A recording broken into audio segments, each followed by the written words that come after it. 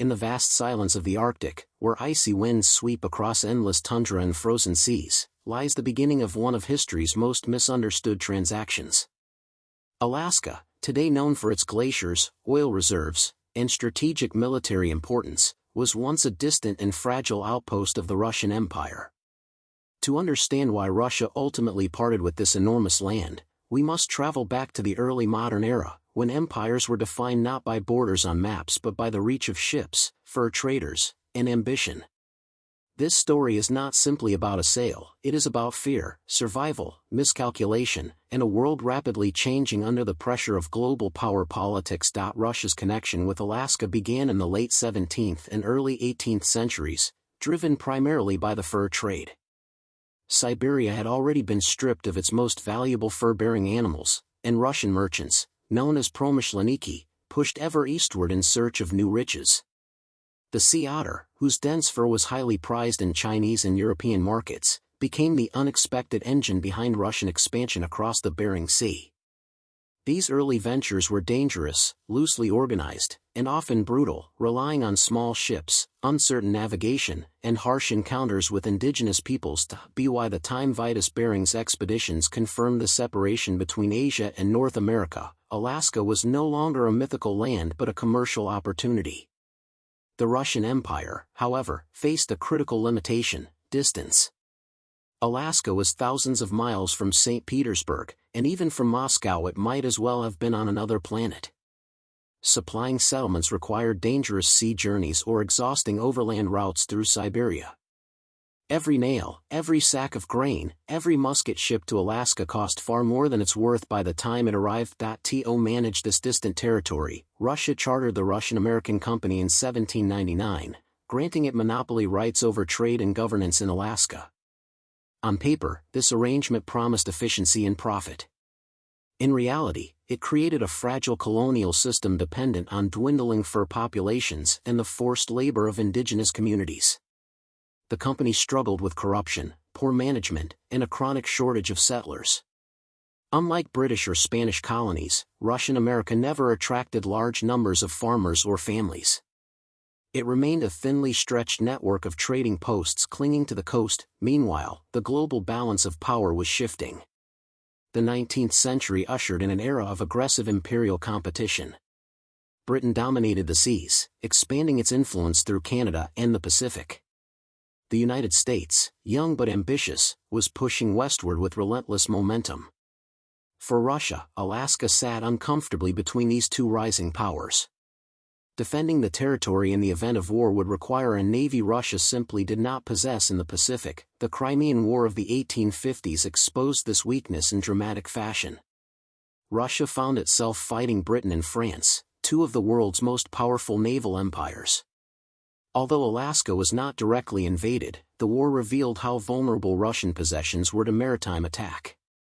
British ships could, in theory, seize Alaska with little resistance. The Russian government quietly began to question whether holding on to the territory was a strategic asset or a dangerous liability. Economic realities further deepened these doubts. By the mid-19th century, sea otter populations had been hunted nearly to extinction. Profits from the fur trade collapsed, leaving the Russian-American Company increasingly dependent on subsidies. Alaska was no longer paying for itself. Instead, it drained resources from an empire already struggling with internal reforms, military modernization, and widespread poverty among its peasantry. There was also the question of colonial philosophy. Russia was, at heart, a land-based empire. Its strength lay in vast contiguous territories across Eurasia, not in overseas colonies. Unlike Britain or France, Russia lacked a strong tradition of maritime expansion.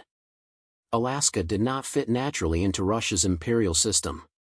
It was isolated, expensive, and strategically exposed. At the same time, American interest in Alaska was growing. U.S. diplomats, merchants, and politicians saw the territory as a natural extension of manifest destiny. They viewed Russian control as temporary and believed that, sooner or later, Alaska would fall into American hands. For Russia, selling Alaska to the United States carried a strategic advantage: it would keep the territory out of British control. A friendly or at least neutral United States was preferable to a powerful British Canada expanding westward. Thus, long before negotiations began, the idea of selling Alaska had already taken root in Russian strategic thinking. It was not an impulsive decision, nor a simple mistake. It was the result of decades of logistical frustration, economic decline, and geopolitical anxiety. Alaska, once a land of promise, had become a question mark on the edge of empire. This first chapter sets the stage for a deeper mystery. Why did Russia choose the United States? How did secret diplomacy unfold behind closed doors? And why did Americans themselves initially view the purchase as foolish? In the next part, we will move closer to the moment of decision, where ambition, fear, and opportunity collided to reshape the map of North America. As the mid-19th century unfolded, the Russian Empire stood at a crossroads. Internally, it was grappling with deep structural problems. Serfdom had only recently been abolished, the economy lagged behind Western Europe, and the military struggled to modernize. Externally, Russia faced a world increasingly dominated by industrial powers with strong navies and global ambitions. In this tense atmosphere, Alaska began to look less like a distant colony and more like a strategic vulnerability waiting to be exploited. The Crimean War left a psychological scar on Russian leadership. Though the conflict ended without the loss of Alaska, it demonstrated how exposed Russia's overseas possessions truly were. British naval supremacy was undeniable. Russian officials understood that in any future war with Britain, Alaska would be impossible to defend. There were no fortresses, no significant military presence, and no reliable supply lines. If British forces launched an attack from neighboring Canada, Russia would likely lose Alaska without a fight. Rather than risk such humiliation, Russian strategists began quietly discussing an alternative: selling Alaska before it could be taken by force. This was not a public conversation. It unfolded behind closed doors, in memoranda exchanged between diplomats and whispered discussions within the imperial court. The idea was pragmatic rather than emotional. Russia could convert a vulnerable territory into immediate financial gain while denying Britain a valuable strategic prize. The United States emerged as the most logical buyer. Relations between Russia and America were unusually friendly at the time. During the Crimean War, the United States had remained neutral, and Russia viewed America as a counterbalance to British power. Moreover, American expansion across the continent was inevitable. Russian diplomats believed that Alaska would eventually fall under U.S. influence regardless. Selling it now allowed Russia to control the terms of that transition. One key figure in this process was Eduard de Stoeckel, the Russian minister to the United States. Intelligent, well-connected, and deeply familiar with American politics, Stoeckel was tasked with gauging U.S. interest in Alaska. He cultivated relationships with influential senators, businessmen, and journalists, subtly shaping opinion while reporting back to St. Petersburg. His instructions were cautious: explore possibilities, but avoid appearing desperate. On the American side, interest in Alaska was not universal. The nation was emerging from the devastation of the Civil War. Reconstruction consumed political energy, and many Americans questioned the wisdom of acquiring a remote, frozen land populated by few settlers. Critics mocked the idea as a distraction from urgent domestic issues. Newspapers would later deride Alaska as a barren wasteland and a polar bear garden. Yet supporters of expansion saw opportunity. Secretary of State William H. Seward was among the strongest advocates for the purchase. A firm believer in American expansion and global trade, Seward envisioned the United States as a Pacific power.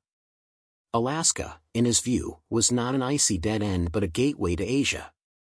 Its ports could support trade, its waters could host American ships, and its position could strengthen U.S. influence in the northern Pacific. Negotiations gained momentum in the mid-1860s.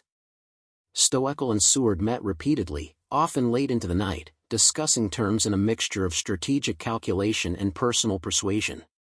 Russia initially hoped for a higher price, aware of Alaska's vast size, but also realistic about its limited leverage. The United States, cautious but intrigued, sought a deal that could be justified to Congress and the public. Behind the scenes, timing mattered enormously. Russian leaders wanted to act before British interest intensified. At the same time, Seward needed to secure the agreement quickly, before political opposition could organize effectively. This sense of urgency pushed both sides toward compromise.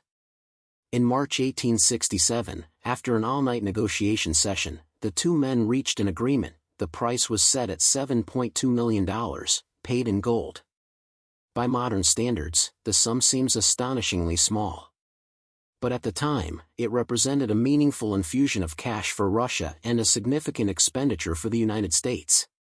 The treaty transferred over 586,000 square miles of territory, reshaping North America's geopolitical landscape with a single signature. Even after the agreement was signed, uncertainty lingered.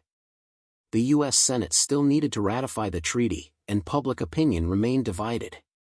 Critics argued that the money would be better spent rebuilding the South. Supporters countered that history would vindicate the purchase. For Russia, however, the decision was effectively final. Alaska was no longer seen as a frontier of opportunity but as a calculated sacrifice made in the name of imperial survival. This chapter of the story reveals that the sale of Alaska was neither accidental nor foolish from the Russian perspective. It was a strategic maneuver shaped by fear of British expansion, economic decline, and shifting global power. In the next part, we will examine how the deal was received by the American public and why Seward's Folly became one of history's most ironic nicknames. When news of the Alaska Treaty reached the American public in 1867, it landed not with triumph, but with skepticism and ridicule. The United States had just emerged from one of the bloodiest conflicts in its history. Cities lay damaged, the economy strained, and the nation was deeply divided over Reconstruction. Against this backdrop, the idea of spending millions on a distant, frozen territory struck many as absurd. Almost immediately, the purchase became a lightning rod for political satire and public criticism. Newspapers were ruthless. Editorial cartoons depicted Alaska as a frozen wasteland populated by polar bears and icebergs. Headlines mocked the deal as Seward's Folly, Seward's Icebox, and Wall Russia. To critics, Secretary of State William H. Seward appeared reckless, distracted by imperial fantasies while the nation struggled to heal. Many question what possible value such a land could offer to farmers, workers, or veterans returning from war. Opposition in Congress reflected these sentiments. Several senators argued that the Constitution did not clearly authorize the acquisition of foreign territory in this manner. Others focused on cost, warning that the purchase would burden taxpayers without delivering tangible benefits. There was also a cultural element to the criticism. Alaska seemed alien, remote, and incompatible with the American vision of settlement and development that had defined westward expansion, yet Seward did not see Alaska as the public did. His worldview was global and long-term. He believed that the future of American prosperity lay beyond the Atlantic, in the Pacific and Asian markets. To him, Alaska's true value was strategic rather than immediate. Its deep water ports, proximity to Asia, and control over northern sea routes represented an investment in a future most Americans could not yet imagine. Behind the scenes, Seward worked tirelessly to secure Senate ratification. He met privately with lawmakers, emphasized national security, and framed the purchase as a peaceful expansion of American influence. Russia, he argued, had been a friendly power, and the treaty symbolized international cooperation rather than conquest. Gradually, opposition softened, not necessarily because critics were convinced of Alaska's value, but because resistance lacked the urgency of other national crises. In April 1867, the Senate ratified the treaty by a narrow margin.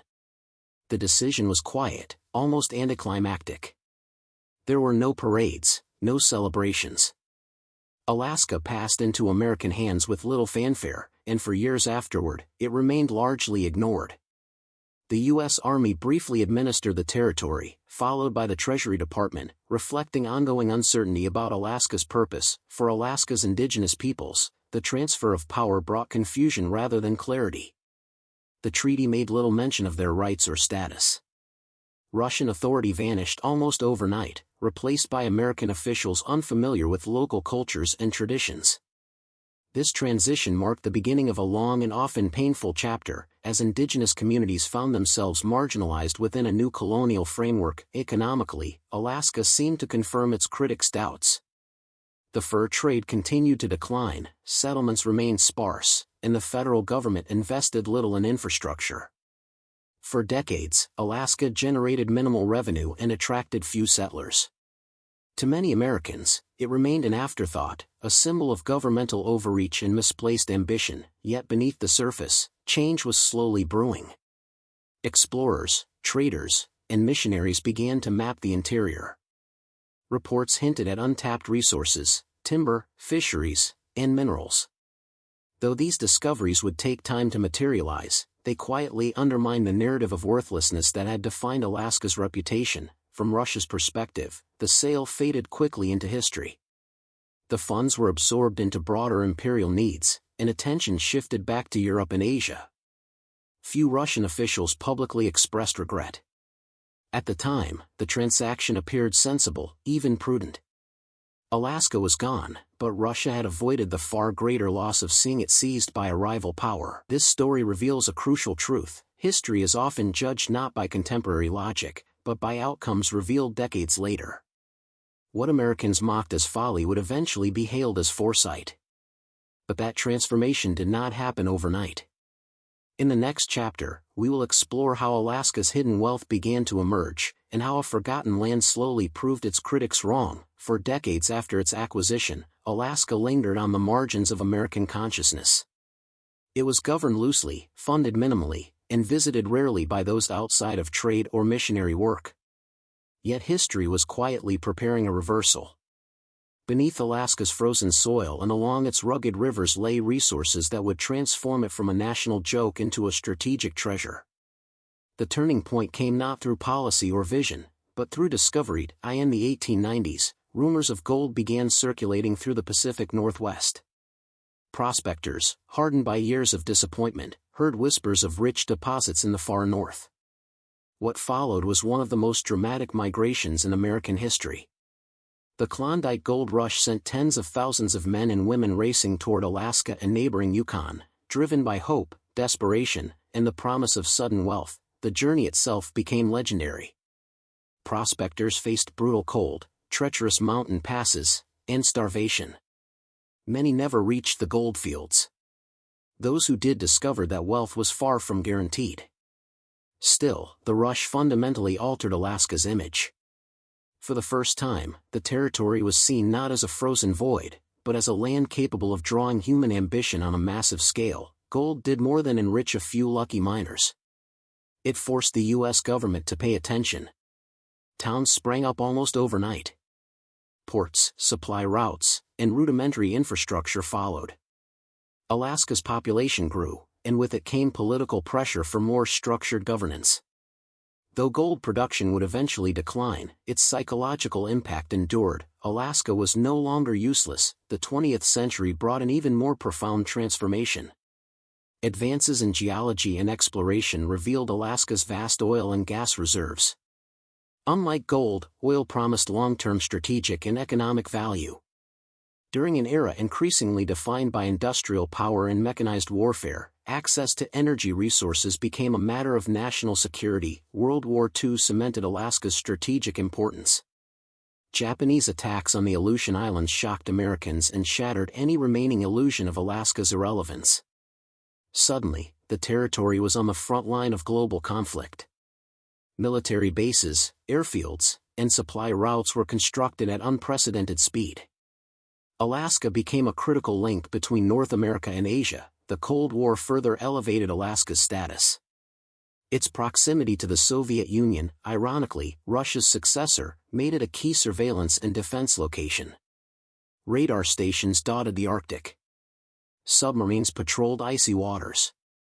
What Russia once feared losing to a rival had become, in American hands, a cornerstone of continental defense. Economically, oil transformed Alaska beyond recognition. The discovery at Prudhoe Bay in 1968 confirmed one of the largest oil fields in North America. The Trans-Alaska Pipeline, an engineering marvel stretching hundreds of miles across brutal terrain, symbolized Alaska's full integration into the American economic system.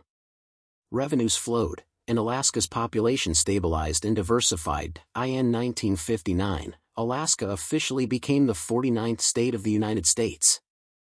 Statehood was more than a legal change, it was a declaration that Alaska had finally shed its identity as a forgotten frontier. With representation, infrastructure, and economic leverage, Alaska took its place in the American Union. Looking back, the irony is impossible to ignore. What critics once mocked as Seward's folly became one of the most consequential territorial acquisitions in modern history. Oil alone would repay the purchase price many times over. Strategically, Alaska proved invaluable. Symbolically, it stood as a reminder that the true value of land is often invisible to those living in the present. For Russia, these developments were observed from afar. By the time Alaska's true worth became undeniable, the sale was long past the point of regret or reversal. History had moved on. Yet the question lingered, had Russia miscalculated, or had it simply acted rationally within the limits of its time? This part of the story forces us to reconsider the idea of historical mistakes. Decisions are made with the information available, shaped by fear, urgency, and constraint. Alaska's transformation does not prove Russia foolish, it proves history unpredictable. In the final part, we will return to the original question and ask what this episode truly reveals about empires, power, and the price of foresight. As the dust of history settles, the sale of Alaska continues to invite debate, speculation, and myth-making. From a modern perspective, it is tempting to frame the decision as one of history's greatest blunders, a colossal land rich in oil, gold, and strategic power exchanged for a modest sum. Yet this judgment, though emotionally satisfying, risks oversimplifying a far more complex reality. To understand the true meaning of Russia's decision, we must step back into the world as it existed in 1867, not as it would later become. Empires do not make decisions with the benefit of hindsight. They act under pressure, constrained by economics, military capacity, and political uncertainty. For Russia, Alaska represented an exposed frontier rather than a secure asset. Defending it against Britain was unrealistic. Developing it economically was beyond Russia's financial and logistical capabilities. Holding on to Alaska would likely have resulted in its loss without compensation during a future conflict. In this context, selling Alaska was not an act of weakness, but one of damage control. The choice of the United States as the buyer further reinforces this logic. By transferring Alaska to a friendly power, Russia effectively blocked British expansion in North America. This geopolitical calculation mattered more than profit. In the 19th century balance of power, denying territory to a rival could be as valuable as acquiring it oneself. Alaska became a pawn in a larger imperial chess game, one that Russia chose to exit on its own terms. For the United States, the purchase revealed a different kind of foresight. Though Seward could not predict oil fields or Cold War missile routes, he understood geography. Control of Alaska meant influence over the Pacific, access to Asia, and strategic depth for North America. His vision clashed with public opinion, but history ultimately validated his instincts. The irony of Seward's folly lies not in mockery, but in how rarely long-term thinking is rewarded within a single lifetime. Alaska's story also exposes a deeper truth about historical value. Land is often judged by its immediate usefulness, farmland, settlements, visible wealth. Alaska defied those metrics.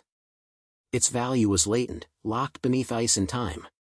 Only technological progress, global conflict, and industrial demand unlocked its potential. Had Russia held Alaska longer, it might still have lacked the means to exploit it effectively. Yet no historical verdict is complete without acknowledging those most affected by imperial decisions. Indigenous Alaskan communities were never consulted in the sale. Their lands were transferred between empires without consent, reshaping their lives in lasting ways. This silence within the treaty reflects a broader pattern of colonial history, where strategic calculations overshadow human consequences. Alaska's transformation brought opportunity to some and displacement to others. In the end, the sale of Alaska challenges how we define mistakes in history. Was Russia wrong to sell land that later proved invaluable? Or was it rational to abandon a territory it could neither defend nor develop? The answer depends on whether we judge decisions by outcomes alone, or by the realities faced at the moment they were made. Perhaps the true lesson of Alaska is not about regret or triumph, but about uncertainty. History does not reward certainty, it punishes rigidity. Russia adapted to its limitations. The United States gambled on possibility. Both acted within the logic of their time. That their choices produced such dramatic long-term consequences is what makes the story endure. Today, as Alaska stands as a cornerstone of American strategy and identity, the frozen silence of its landscapes carries echoes of this decision. Beneath the ice lies not just oil and gold, but a reminder that history's greatest mysteries are often born from ordinary choices made under extraordinary pressure. To fully understand why Russia let Alaska go, we must look deeper into the internal condition of the Russian Empire during the mid-19th century. This was not a confident, expanding power at its peak, but an empire under strain. Russia was enormous in size yet fragile in structure, struggling to reconcile its traditional autocratic system with a rapidly modernizing world. Alaska was judged through this lens of anxiety and limitation. The abolition of serfdom in 1861 marked a turning point in Russian history. While often celebrated as a progressive reform, emancipation created economic chaos. Millions of former serfs were freed without sufficient land or resources, while landowners faced financial collapse. The state was forced to borrow heavily, draining the imperial treasury. Every ruble mattered, and distant colonies that failed to produce clear returns came under scrutiny. Military reform added further pressure. The Crimean War had exposed the Russian army as outdated and poorly supplied. Modern weapons, railroads, and industrial production became urgent priorities. Funding these reforms required immense capital. Alaska, which consumed money rather than generating it, stood out as expendable. In strategic councils, it was increasingly described not as territory, but as risk. There was also a cultural factor at play. Russian elites viewed empire primarily as land continuity. Siberia, Central Asia, and Eastern Europe fit naturally into Russia's imperial identity. Alaska did not. It was separated by oceans, dependent on naval power Russia lacked, and populated by people who were never fully integrated into Russian society.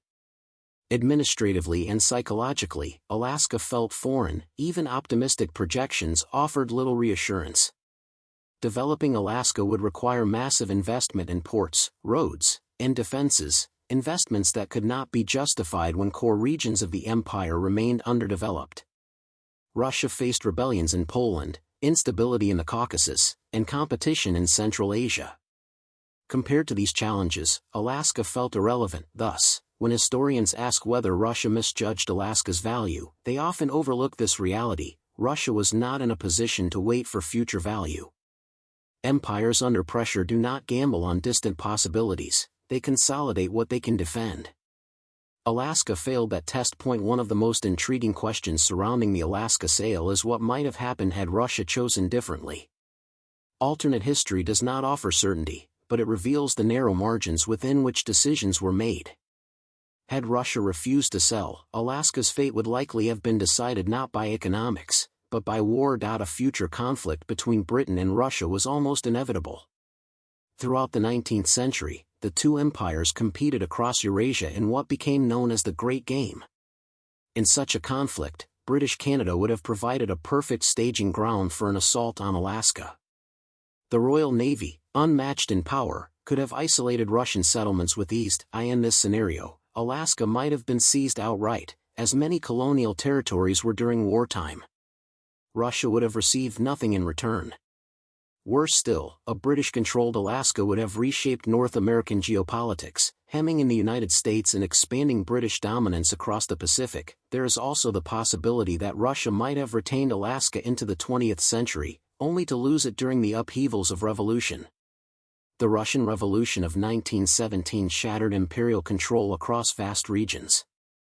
It is difficult to imagine Alaska remaining under Russian authority amid such chaos. Once again, control would likely have passed without compensation. Seen this way, the sale appears less like surrender and more like escape. Russia exited Alaska before history could strip it away. The story of Alaska is ultimately a story about how empires rise, adapt, and retreat. Empires rarely collapse overnight.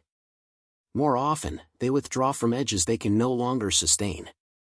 Alaska was one such edge, a frontier too distant, too expensive, and too vulnerable. For the United States, Alaska symbolized the opposite impulse, expansion fueled by confidence and future-oriented thinking. This contrast highlights a fundamental difference between declining and ascending powers. Russia sought stability, America sought possibility. Neither approach was inherently right or wrong. Both were responses to circumstance. Alaska reminds us that geography is destiny only when matched by capacity. Resources mean little without technology, population, and security. Russia lacked all three in Alaska.